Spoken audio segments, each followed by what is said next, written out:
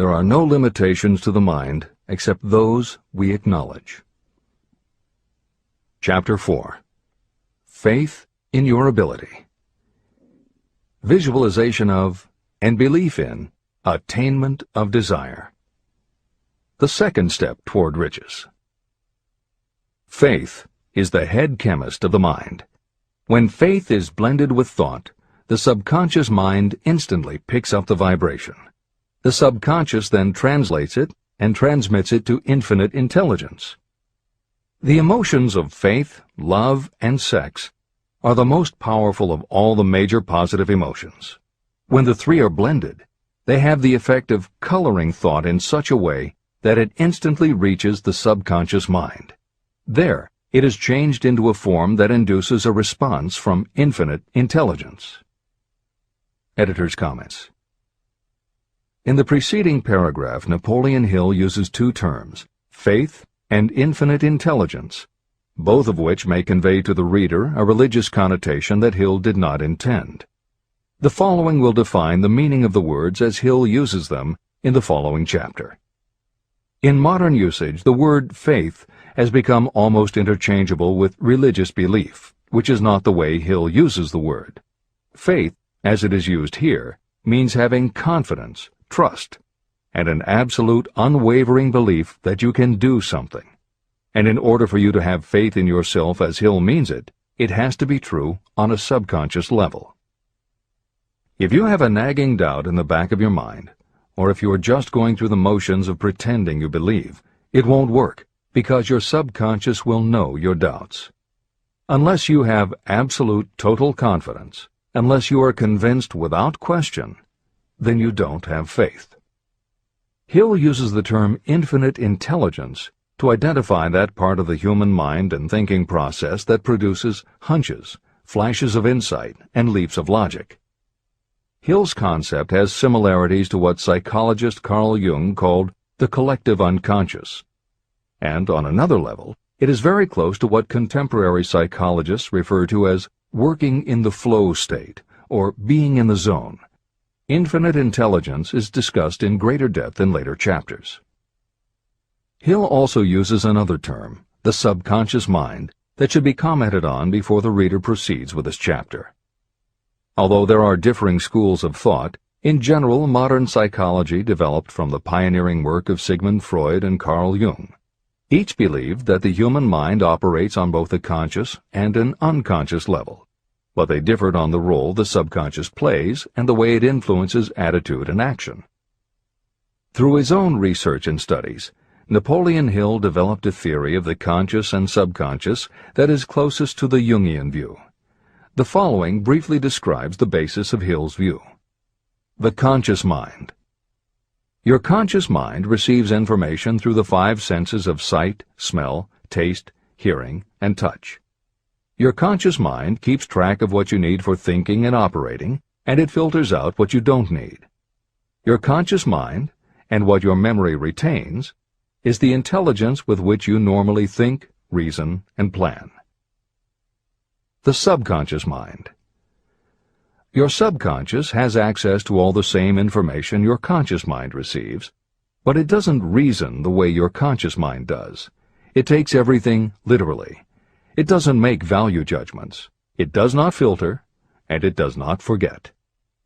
You cannot command your conscious mind to reach out and dip into your subconscious mind. However, under certain circumstances, all those forgotten facts and ideas that are always there in your subconscious can, if they are firmly rooted, influence your conscious attitudes and actions. This is the end of the editor's comments. How to develop faith.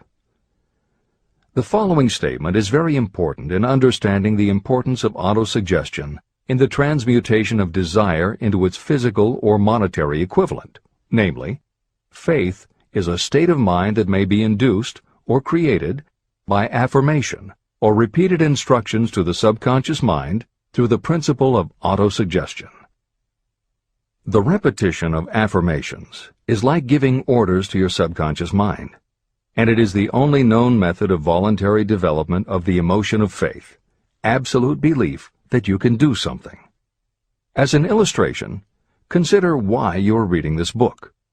You want to acquire the ability to transmute the intangible thought impulse of desire into its physical counterpart, money. By following the instructions laid down in the later chapters on autosuggestion and the subconscious mind, you will learn techniques to convince your subconscious mind that you believe you will receive that for which you ask. Your subconscious will act upon that belief and pass it back to you in the form of faith, followed by definite plans for procuring that which you desire. Faith in yourself and your abilities is a state of mind that you will be able to develop at will after you have mastered the 13 principles in this book. This is true because faith is a state of mind that will develop naturally within you when you use and apply these principles.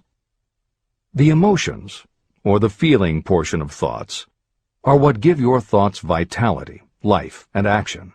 The emotions of faith, love, and sex, when mixed with any thought impulse, give it even greater action. All thoughts that have been emotionalized, given feeling, and mixed with faith, absolute belief in your ability, begin immediately to translate themselves into their physical equivalent or counterpart. However, this is not only true of thought impulses that have been mixed with faith, but it is true with any emotion, including negative emotions. What this means is that the subconscious mind will translate into its physical equivalent a thought impulse of a negative or destructive nature just as readily as it will act upon thought impulses of a positive or constructive nature. The following statement made by a noted criminologist illustrates the point. When men first come into contact with crime, they abhor it. If they remain in contact with crime for a time, they become accustomed to it and endure it. If they remain in contact with it long enough, they finally embrace it and become influenced by it. This is the equivalent of saying that a negative impulse of thought that is repeatedly passed on to the subconscious mind often enough is finally accepted and acted upon by the subconscious mind. The subconscious then proceeds to translate that impulse into its physical equivalent by the most practical procedure available. This also accounts for the strange phenomenon that so many millions of people experience, referred to as bad luck. There are millions of people who believe themselves doomed to poverty and failure because of some strange force they call bad luck, over which they believe they have no control. But the truth is that they are the creators of their own misfortunes, because this negative belief in bad luck is picked up by the subconscious mind and translated into its physical equivalent. Your belief, or faith, is the element that will determine the action of your subconscious mind. Once again, let me stress that you will benefit by passing on to your subconscious mind any desire that you wish translated into its physical or monetary equivalent in a state of expectancy or belief that the transmutation will actually take place.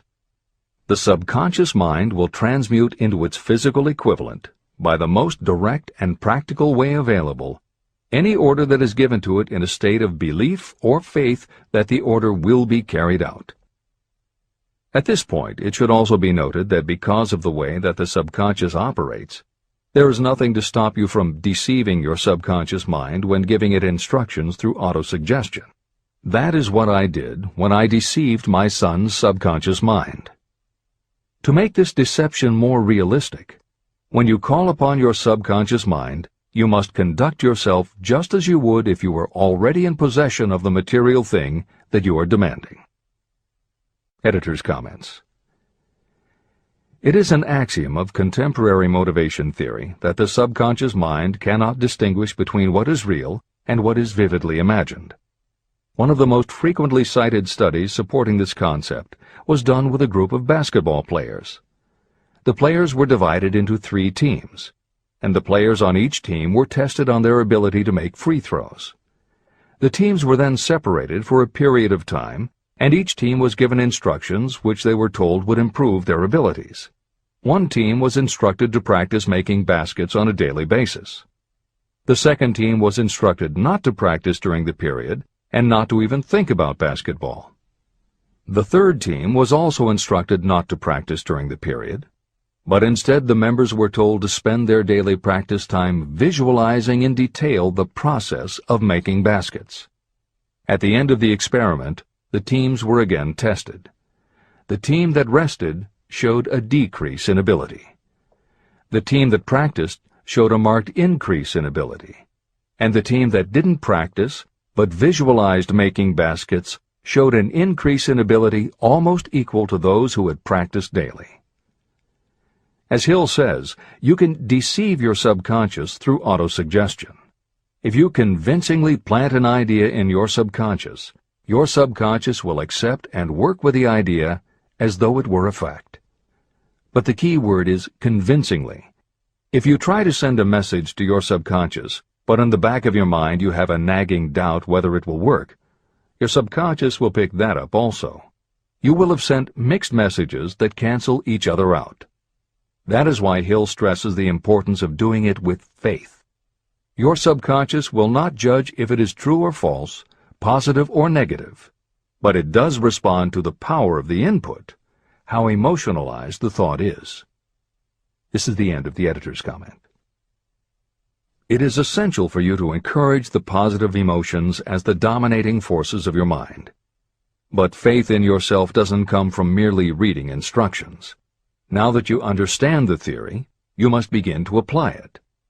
By experimenting and practicing, you will develop your ability to mix faith with any order you give to your subconscious. When you have faith in your ability, then you can give your subconscious mind instructions, which it will accept and act upon immediately. When your mind is dominated by positive emotions, it will encourage the state of mind known as faith. Faith in yourself is a state of mind that you can create by autosuggestion. All through the ages, religious leaders have admonished people to have faith. They say to have faith in this, that, and the other dogma or creed, but they have failed to tell people how to have faith. They have not stated that faith is a state of mind that may be induced by self-suggestion.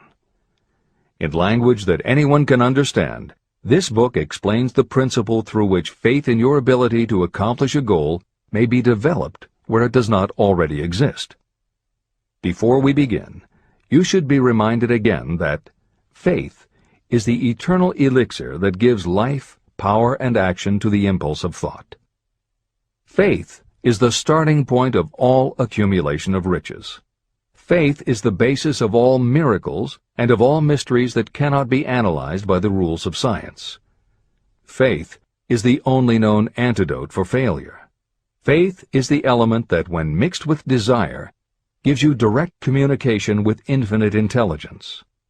Faith is the element that transforms the ordinary vibration of thought created by the human mind into the spiritual equivalent.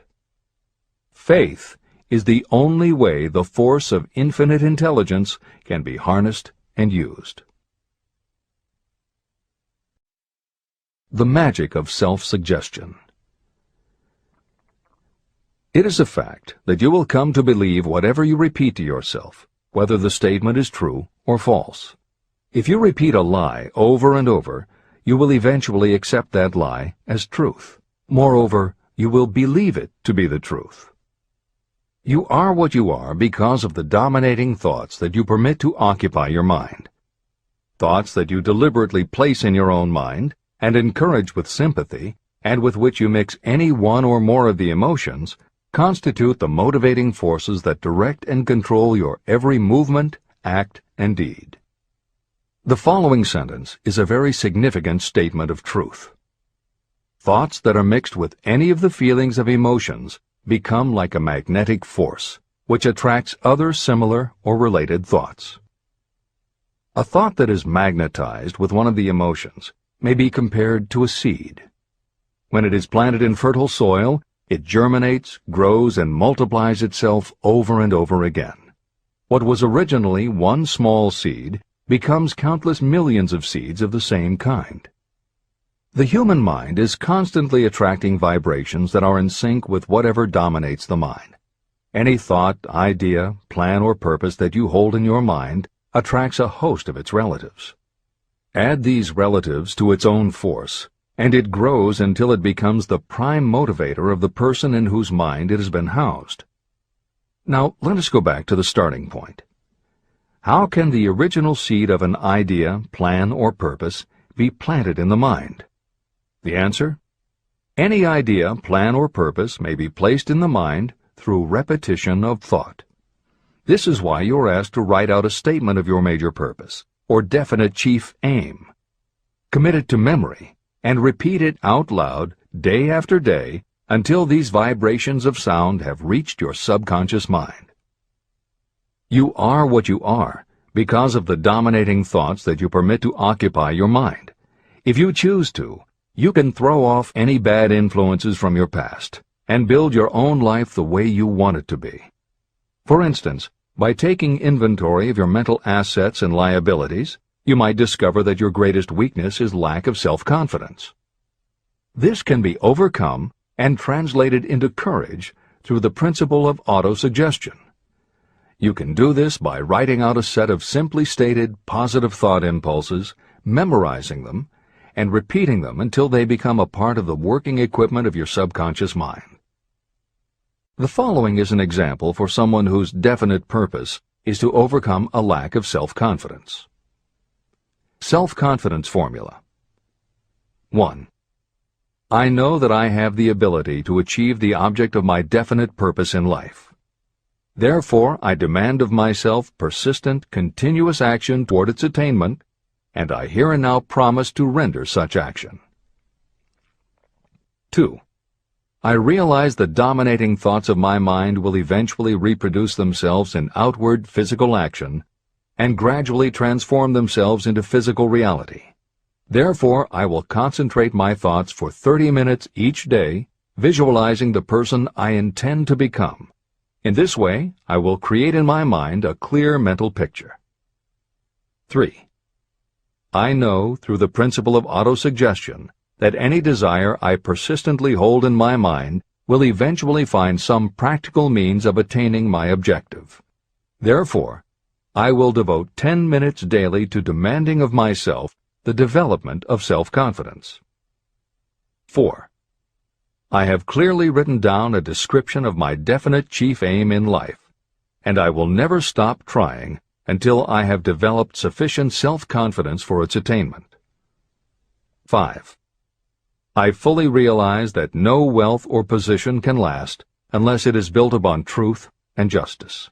Therefore, I will engage in no transaction that does not benefit all whom it affects. I will succeed by attracting to myself the forces I wish to use and the cooperation of others. I will persuade others to help me because of my willingness to help others. I will eliminate hatred, envy, jealousy, selfishness, and cynicism by developing love for all humanity, because I know that a negative attitude toward others can never bring me success. I will cause others to believe in me because I will believe in them and in myself. I will sign my name to this formula, commit it to memory, and repeat it aloud once a day, with full faith that it will gradually influence my thoughts and actions so that I will become a self-reliant and successful person. Behind this formula is a law of nature that psychologists call autosuggestion or self-suggestion. It is a proven technique that will work for your success if it is used constructively. On the other hand, if used destructively, it will destroy just as readily. In this statement may be found a very significant truth, namely that those who go down in defeat and end their lives in poverty, misery, and distress do so because of negative application of the principle of autosuggestion. All impulses of thought have a tendency to clothe themselves in their physical equivalent. The disaster of negative thinking. The subconscious mind makes no distinction between constructive and destructive thought impulses. It works with the material we feed it through our thought impulses. The subconscious mind will translate into reality a thought driven by fear just as readily as it will translate into reality a thought driven by courage or faith. Just as electricity will turn the wheels of industry and render useful service if used constructively, it will snuff out life if wrongly used. so too will the law of autosuggestion lead you to peace and prosperity, or down into the valley of misery, failure, and death. It depends on your degree of understanding and application of it. If you fill your mind with fear or doubt, and if you do not believe in your ability to connect with and use the forces of infinite intelligence, then you will not be able to use those forces. The law of autosuggestion will take your lack of belief and use that doubt as a pattern by which your subconscious mind will translate it into its physical equivalent. Editor's comments. When you have faith in your ability to accomplish what you want, it not only firmly plants ideas in your subconscious, but it then works to reinforce itself.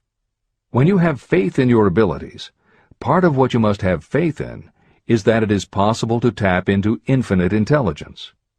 And because you have faith that it will work, your conscious mind won't be resistant. When your conscious doesn't resist, your subconscious mind can send creative ideas to your conscious mind more easily. Then the more you see the power working in your life, the easier it is for you to act on faith the next time. Will it work for you? You will never know unless you relax your resistance and just have faith that it will. This is the end of the editor's comment.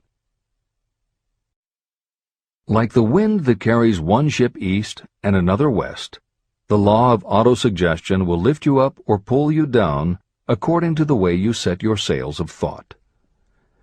The law of autosuggestion, through which any person may rise to altitudes of achievement that stagger the imagination, is well described in the following verse.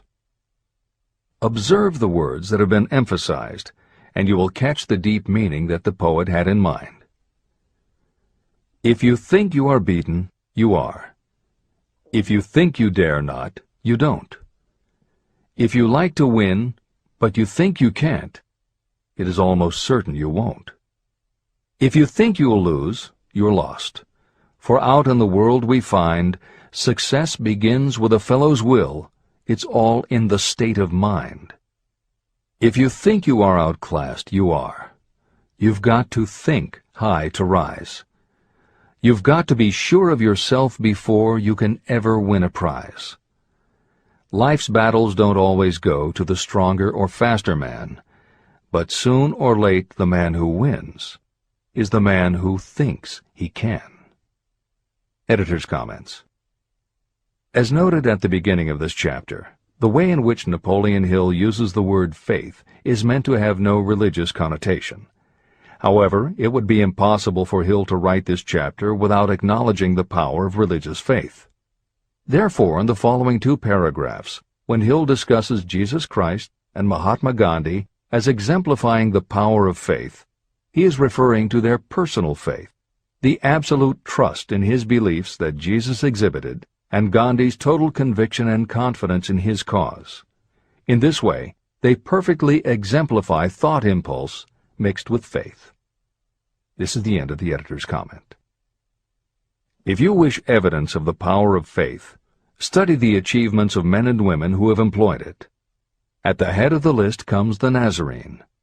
The basis of Christianity is faith, no matter how many people may have perverted or misinterpreted the meaning of this great force. The sum and substance of the teachings and the achievements of Christ, which may have been interpreted as miracles, were nothing more nor less than faith.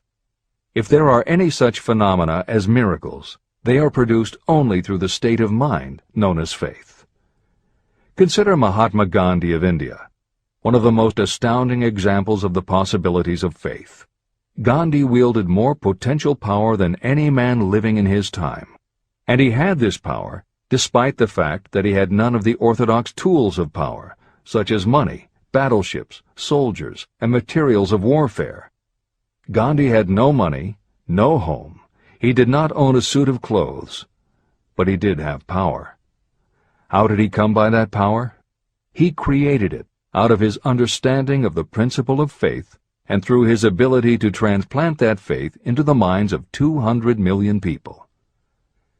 Gandhi accomplished the astounding feat of influencing 200 million minds to coalesce and move in unison as a single mind. What other force on earth, except faith, could do as much. How an Idea Built a Fortune. Editor's comment. Although the following story is not exclusively about faith, and it makes no mention of autosuggestion or the subconscious mind, Napoleon Hill included it at this point in every edition of Think and Grow Rich. In fact, as Hill says, this story illustrates at least 6 of the 13 principles of success. But faith is at the center of it.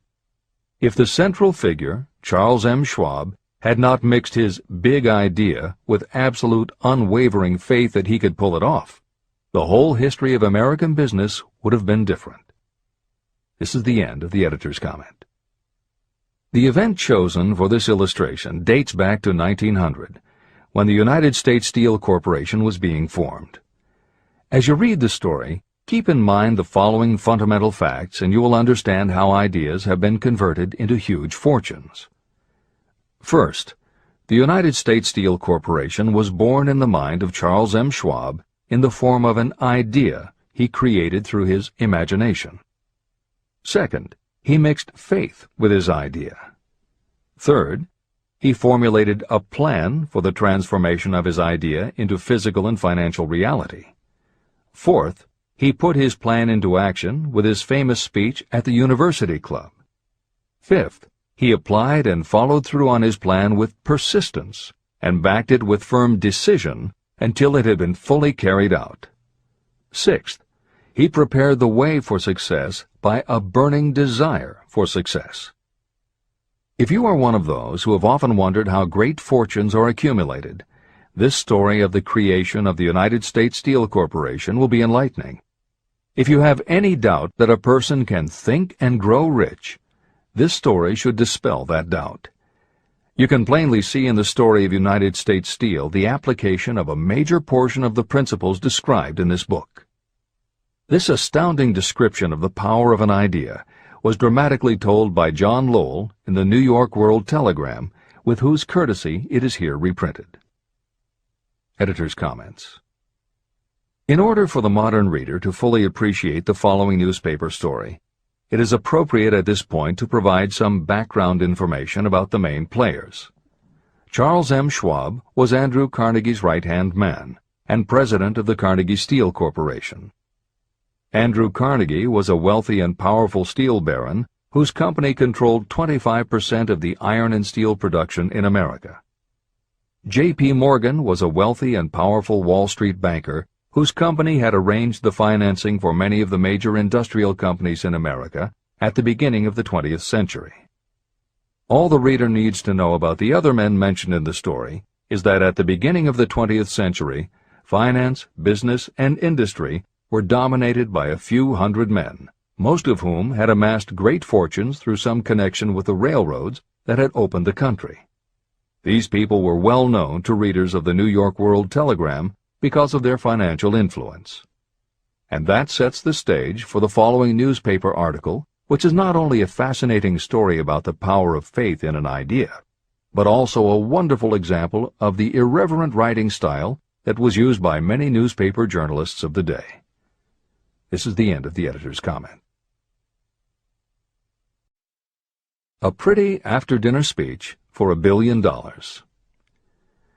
When on the evening of December 12, 1900, some 80 of the nation's financial nobility gathered in the banquet hall of the University Club on Fifth Avenue to do honor to a young man from out of the West, not half a dozen of the guests realized they were to witness the most significant episode in American industrial history.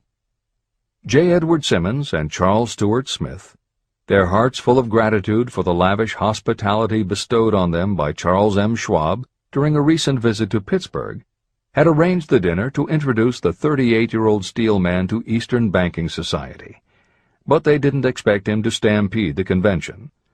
They warned him, in fact, that the bosoms within New York's stuffed shirts would not be responsive to oratory, and that if he didn't want to bore the Stillmans and Harrimans and Vanderbilts, he had better limit himself to 15 or 20 minutes of polite vaporings and let it go at that. Even John Pierpont Morgan, sitting on the right hand of Schwab as became his imperial dignity, intended to grace the banquet table with his presence only briefly. and so far as the press and public were concerned, the whole affair was of so little moment that no mention of it found its way into print the next day. So the two hosts and their distinguished guests ate their way through the usual 7 or 8 courses. There was little conversation, and what there was of it was restrained. Few of the bankers and brokers had met Schwab, whose career had flowered along the banks of the Monongahela, and none knew him well. But before the evening was over, they, and with them Money Master Morgan, were to be swept off their feet, and a billion-dollar baby, the United States Steel Corporation, was to be conceived. It is perhaps unfortunate for the sake of history that no record of Charlie Schwab's speech at the dinner ever was made. It is probable, however, that it was a homely speech, somewhat ungrammatical, for the niceties of language never bothered Schwab, full of epigram and threaded with wit. But aside from that, it had a galvanic force and effect upon the 5 billions of estimated capital that was represented by the diners. After it was over, and the gathering was still under its spell, although Schwab had talked for 90 minutes, Morgan led the orator to a recessed window where, dangling their legs from the high, uncomfortable seat, they talked for an hour more. The magic of the Schwab personality had been turned on full force, but what was more important and lasting was the full-fledged, clear-cut program he laid down for the aggrandizement of steel. Many other men had tried to interest Morgan in slapping together a steel trust after the pattern of the biscuit, wire and hoop, sugar, rubber, whiskey, oil, or chewing gum combinations. Editor's comments. The Random House College Dictionary defines a trust as an illegal combination of industrial or commercial companies in which the stock is controlled by a central board of trustees, thus making it possible to control prices and destroy competition. Many of America's new industrial companies had grown so quickly that they were not yet profitable. They were saddled with huge debt incurred in raising the capital to finance their rapid expansion, and at the same time they were faced with having to cut costs and slash prices or go out of business. The answer for many was to join up with others in related industries to form what were called trusts or combinations. Although trusts were illegal since the passage of the Sherman Antitrust Act in 1890, companies still tried to find ways to monopolize their industries, and if their efforts weren't technically trusts, they were something very close. The one thing the large company owners who assembled these trusts needed was cash to buy up the many smaller companies they would have to own in order to effectively dominate an industry. J.P. Morgan was the banker who financed many such takeovers. This is the end of the editor's comment. John W. Gates, the gambler, had urged it, but Morgan distrusted him. The Moore boys, Bill and Jim, Chicago stock jobbers who had glued together a match trust and a cracker corporation, had urged it and failed. Elbert H. Gary, the sanctimonious country lawyer, wanted to foster it, but he wasn't big enough to be impressive. Until Schwab's eloquence took J.P. Morgan to the heights from which he could visualize the solid results of the most daring financial undertaking ever conceived, the project was regarded as a delirious dream of easy-money crackpots.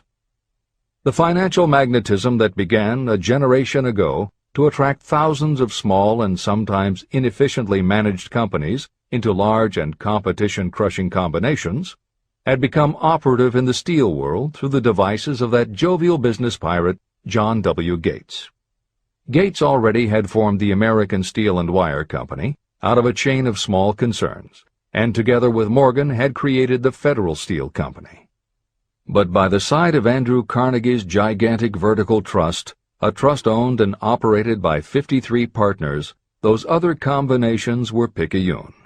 They might combine to their heart's content, but the whole lot of them couldn't make a dent in the Carnegie organization, and Morgan knew it. The eccentric old Scot knew it, too. Editor's comments. Andrew Carnegie was born in Scotland and came to America when he was just a boy. He made his first move to join the elite group of American tycoons when he quit his job as a bobbin boy in a cotton mill, earning $1.20 a week, and got a job as a telegraph messenger boy. He soon taught himself to operate a telegraph key, which got him hired as personal telegrapher and secretary to the head of the Pennsylvania Railroad. It wasn't long before he'd worked his way up the ranks to superintendent of the Pittsburgh division, which in turn put him in a position to become an early investor in the Pullman Company, which became the leading manufacturer of railway cars. Carnegie's investment in Pullman and some successful real estate ventures gave him the capital to go into business for himself.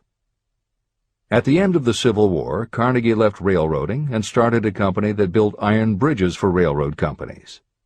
From building iron bridges, it was a short step to starting his own steel mill, which led him to acquire control of other steel mills, then his own coal fields to supply his smelters, then his own ore boats and rail lines to haul the ore and coal. Because of Carnegie's vertical integration and his use of the most up-to-date manufacturing methods, he was able to sell top-grade steel at the lowest price. He managed to drop the price of steel from $140 a ton to $20 a ton. By 1899, the Carnegie Steel Company controlled about 25% of the iron and steel production in America. The smaller steel manufacturers couldn't compete with Carnegie, so they went to J.P. Morgan for help. He arranged for the financing, and a wide-ranging alliance was put together of companies that were in the business of manufacturing products made from steel. Part of the deal was that they would not buy steel from Carnegie. Andrew Carnegie was not about to be put out of business by a collection of small companies. He announced that he would buy or build his own manufacturing companies to produce finished goods made of steel. This is the end of the editor's comments, and the New York World Telegram story continues. From the magnificent heights of Skibo Castle he had viewed, first with amusement and then with resentment, the attempts of Morgan's smaller companies to cut into his business. When the attempts became too bold, Carnegie's temper was translated into anger and retaliation. He decided to duplicate every mill owned by his rivals. Hitherto, he hadn't been interested in wire, pipe, hoops, or sheet. Instead, he was content to sell such companies the raw steel and let them work it into whatever shape they wanted. Now, with Schwab as his chief and able lieutenant, he planned to drive his enemies to the wall. So it was that in the speech of Charles M. Schwab, Morgan saw the answer to his problem of combination. A trust without Carnegie, giant of them all, would be no trust at all, a plum pudding, as one writer said, without the plums. Schwab's speech on the night of December 12, 1900, undoubtedly carried the inference, though not the pledge, that the vast Carnegie enterprise could be brought under the Morgan tent.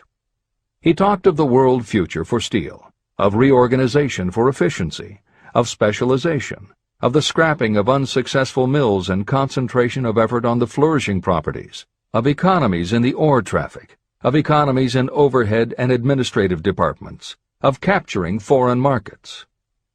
More than that, he told the buccaneers among them wherein lay the errors of their customary piracy. Their purposes, he inferred, had been to create monopolies, raise prices, and pay themselves fat dividends out of privilege. Schwab condemned the system in his heartiest manner. The short-sightedness of such a policy, he told his hearers, lay in the fact that it restricted the market in an era when everything cried for expansion. By cheapening the cost of steel, he argued, an ever-expanding market would be created. More uses for steel would be devised, and a goodly portion of the world trade could be captured. Actually, though he did not know it, Schwab was an apostle of modern mass production. Editor's comments. For J.P. Morgan, all of Schwab's talk about economies of scale and expanding markets meant only one thing. Until that night, it was assumed that Andrew Carnegie would continue building his own manufacturing companies to compete with the steel trusts that Morgan had helped put together. Morgan knew that for Carnegie to do so would require an enormous amount of capital, and Morgan also knew that Carnegie had always been strongly against raising money by selling stock in his company. What Schwab seemed to be implying was that rather than going to Wall Street for the money needed to fight the trusts, Carnegie might be interested in selling his business. This is the end of the editor's comment.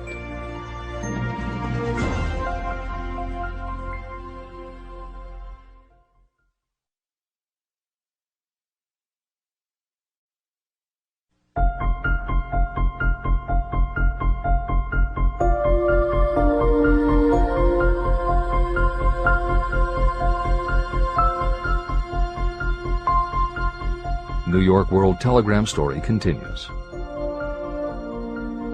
So the dinner at the University Club came to an end. Morgan went home to think about Schwab's rosy predictions. Schwab went back to Pittsburgh to run the steel business for W. Andra Carnegie, while Gary and the rest went back to their stock tickers to fiddle around in anticipation of the next move. It was not long coming. It took Morgan about 1 week to digest the feast of reason Schwab had placed before him. When he had assured himself that no financial indigestion was to result, he sent for Schwab, and found that young man rather coy. Mr. Carnegie, Schwab indicated, might not like it if he found his trusted company president had been flirting with the Emperor of Wall Street, the street upon which Carnegie was resolved never to tread. Then it was suggested by John W. Gates, the go-between, that if Schwab happened to be in the Bellevue Hotel in Philadelphia, J.P. Morgan might also happen to be there. When Schwab arrived, however, Morgan was inconveniently ill at his New York home, and so on the elder man's pressing invitation, Schwab went to New York and presented himself at the door of the financier's library. Now, certain economic historians have professed the belief that from the beginning to the end of the drama, the stage was set by Andrew Carnegie, that the dinner to Schwab, the famous speech, the Sunday night conference between Schwab and the Money King, were events arranged by the canny Scot. The truth is exactly the opposite. When Schwab was called in to consummate the deal, he didn't even know whether the little boss, as Andrew was called, would so much as listen to an offer to sell, particularly to a group of men whom Andrew regarded as being endowed with something less than holiness. But Schwab did take into the conference with him, in his own handwriting, 6 sheets of copperplate figures, representing to his mind the physical worth and the potential earning capacity of every steel company he regarded as an essential star in the new metal firmament.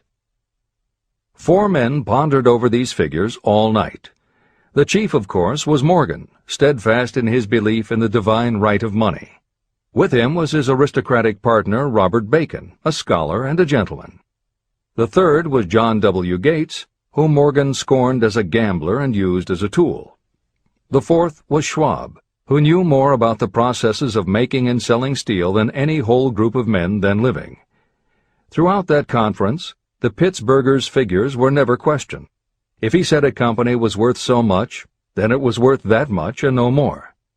He was insistent, too, upon including in the combination only those concerns he nominated. He had conceived a corporation in which there would be no duplication, not even to satisfy the greed of friends who wanted to unload their companies upon the broad Morgan shoulders. When dawn came, Morgan rose and straightened his back. Only one question remained. "Do you think you can persuade Andrew Carnegie to sell?" he asked. "I can try," said Schwab. "If you can get him to sell, I will undertake the matter," said Morgan. So far, so good. But would Carnegie sell? How much would he demand? Schwab thought about $320 million.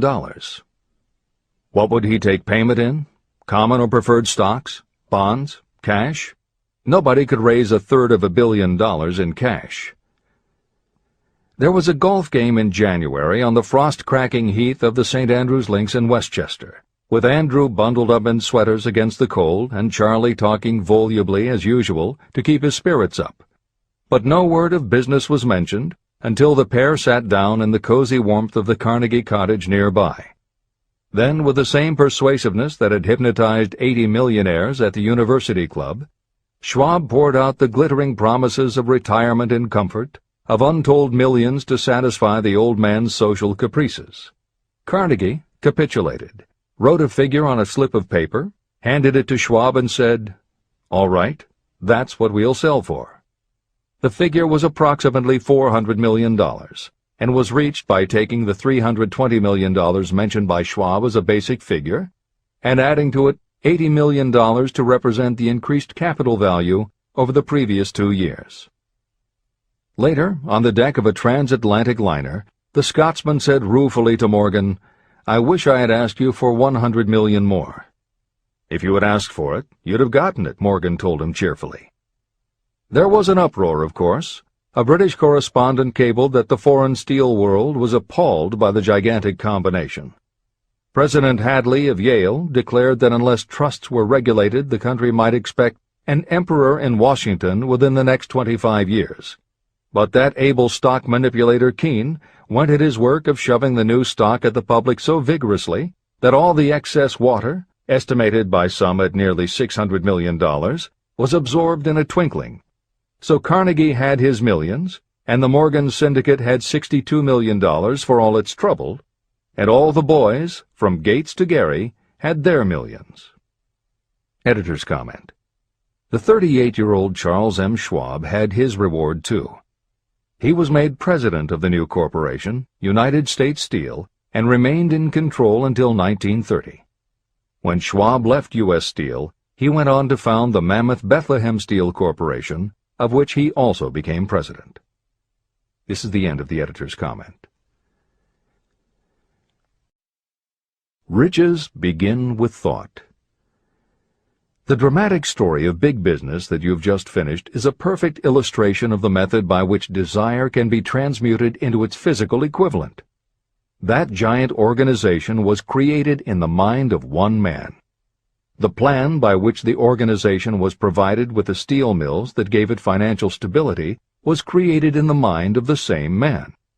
His faith, his desire, his imagination, his persistence were the real ingredients that went into United States Steel.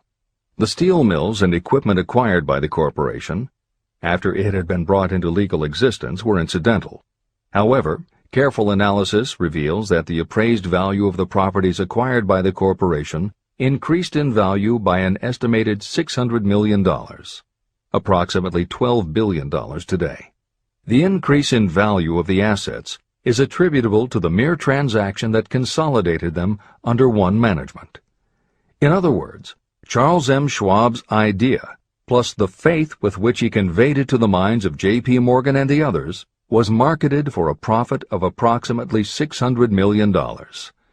Not an insignificant sum for a single idea. The United States Steel Corporation prospered and became one of the richest and most powerful corporations in America, employing thousands of people, developing new uses for steel and opening new markets, thus proving that the $600 million in profit that the Schwab idea produced was earned. Riches begin in the form of thought. The amount is limited only by the person in whose mind the thought is put into motion. Faith removes limitations. Remember this when you are ready to bargain with life for whatever it is that you ask as your price for having passed this way. Editor's comments. In the years since that article appeared in the New York World Telegram, the well-told business story has become its own genre within the publishing industry. There are best-selling books and biographies by and about the insiders who run every industry. The editors of this edition of Think and Grow Rich strongly encourage you to sample some of these books. They can be entertaining and inspirational, and in them you will be able to see examples of Hill's principles of success at work in the real world. The best of them are not only entertaining and inspirational, but they are filled with ideas and techniques you can adapt and use. There are literally too many bestsellers from which to select a best-of listing for inclusion here. Any such choice the editors might make would not necessarily be the best, but merely reflective of the interests of the person doing the choosing. However, there are two books the editors recommend that are not by or about a single individual or industry. These books are In Search of Excellence by Tom Peters and Breakthroughs by P.R. Nyack and John M. Ketteringham. Each of these books deals with a broad spectrum of industries, and within each industry they single out certain companies and individuals for analysis.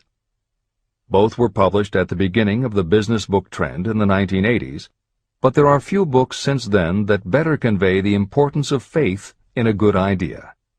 In Search of Excellence, chosen by a panel of experts as the most influential book of the past 20 years, was a runaway bestseller and will likely be in print for years to come. Breakthroughs may be harder to find, but it will be well worth the effort. This is the end of the editor's comments.